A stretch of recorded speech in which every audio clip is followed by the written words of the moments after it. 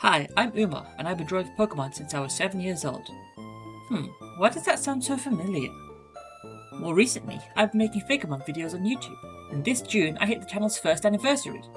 I know this video is little after the fact, but if Game Freak can have their 30th anniversary celebration a year later, I can mark my first anniversary a couple of months late. The realization that I'd been working on this channel for a year made me think about my artistic journey. So to commemorate this milestone, I thought I'd take another crack at the FAKEMON that started it all, the ones I came up with when I was a kid. This massive stack of papers is the Inali region, and for this video I'll be redesigning Inali starters to see how far I've come in the 23 years since I last worked on it. Oh, that felt bad to say out loud. With these redesigns, I'm going to try and add some more complex ideas, visuals and themings to each Pokémon, but I'm also going to try and stay true to the initial design ethos, and make sure the final designs retain the spirit of the originals. Right, let's get into it. First up is a grass starter, Chili, which evolved into Loragrin and Aquilotus. Younger me was heavily inspired by the Torchic line when they designed Chili, so for this redesign I leaned into that and made the evolution a sort of counterpart to Torchics. The first stage has a very Torchic-y, Piplup-y body plan, but with the proportions evened out a bit to make it rounder and chunkier, and more defined wings to set it apart from the other bird starters. I thought quails, with their distinctive head plumes, could be a fun basis to work in the grass type, but rather than crib Chikorita's core visual by giving it a head leaf, I made it into a little sprout. This sprout ended up looking like a question mark, which gave me an idea of a clear narrative through line, an inquisitive little quail that gets smarter as it evolves. I leaned hard into this idea with the middle stage, which diverges the most from its original incarnation, but kinda needed to bridge the big gap between the first and final stages. The middle stage stretches the first stage's proportions vertically to evoke plant growth and awkward teenage growth spurts. I also went all in on stereotypical nerd imagery, from the bow tie to the bowl cut to the glasses, to really hammer home the narrative throughline of the evolution, and also because I thought it would be funny. The sprout in its head has also turned into a full leaf, to show that it's developing intellectually.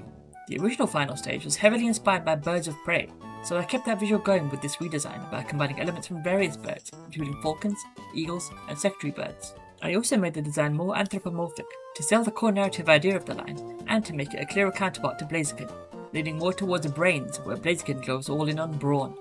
The original design has something magical and ethereal about it, so for this design I made the final Evo a wizard, escalating from the mundane to the fantastical. The leaf on its head is fully grown into a quill, which it can detach and use as a pen to write in its book, with pages made out of leaves. Garrett, because a sheet of paper is called a leaf. It was an interesting challenge to balance out the proportions so the viewer's eyes are drawn towards the focal points of the book and quill, without making the overall design too complicated. The shapes are also much sharper than the previous stages, to lean into the bird of prey visuals, and communicate that its mind has become sharper too.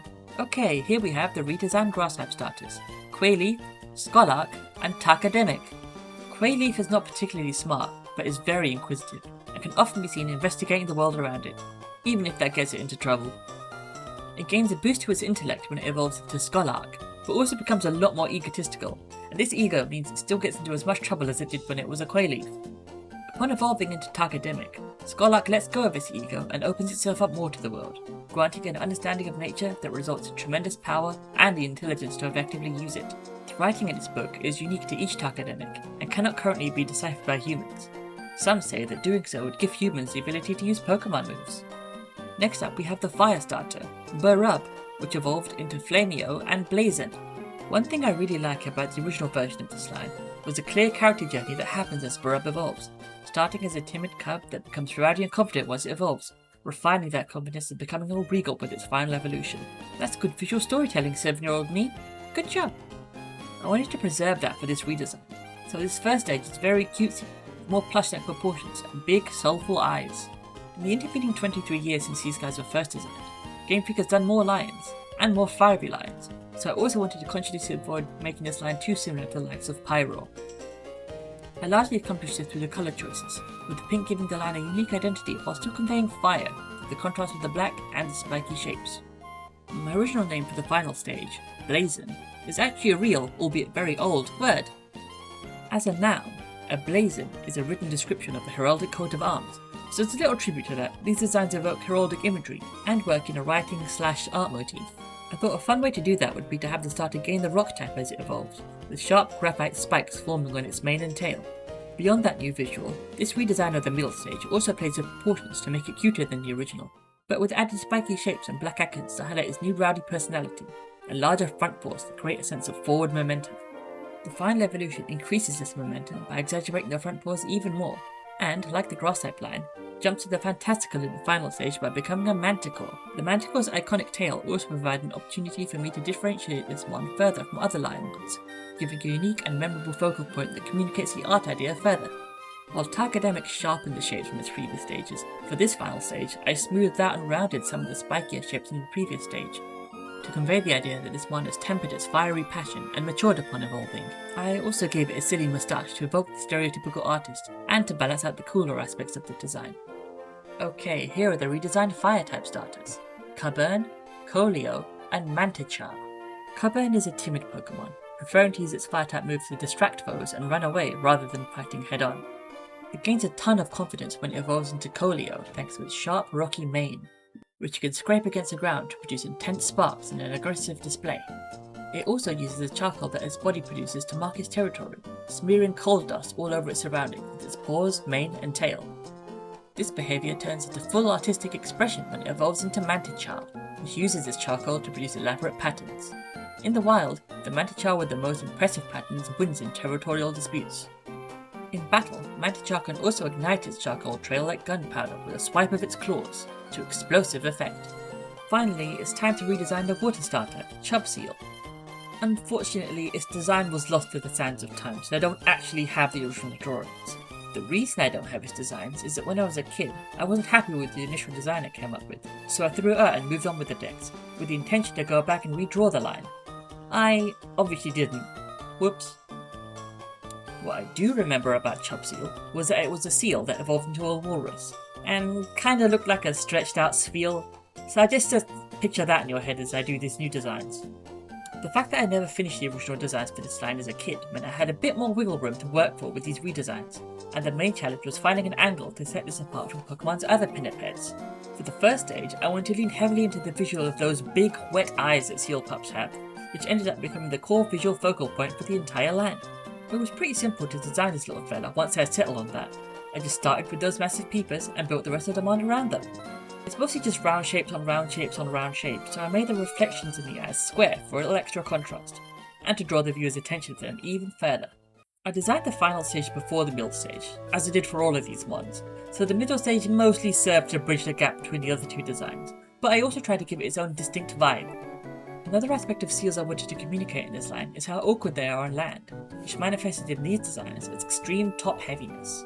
This little fella looks like he's constantly about to fall over as he balances on his tiny back flippers, which I think gives it a lot of personality. I also added some armour pieces to expand from the collar of the previous stage, to communicate an increase in strength and confidence, something that is also conveyed by the new upright posture. The final evolution takes the top heaviness to the max, with a massive bulky body propped up on tiny slender legs. Since Wolverine has a market cornered on quadrupedal walruses, this evolution goes fully bipedal, and aesthetically it deliberately goes for a more toyetic, artificial feel to set it apart from other pinniped ones, as well as providing interesting contrast between the other final evolutions. The big addition to this line is obviously the water tanks and hand cannon.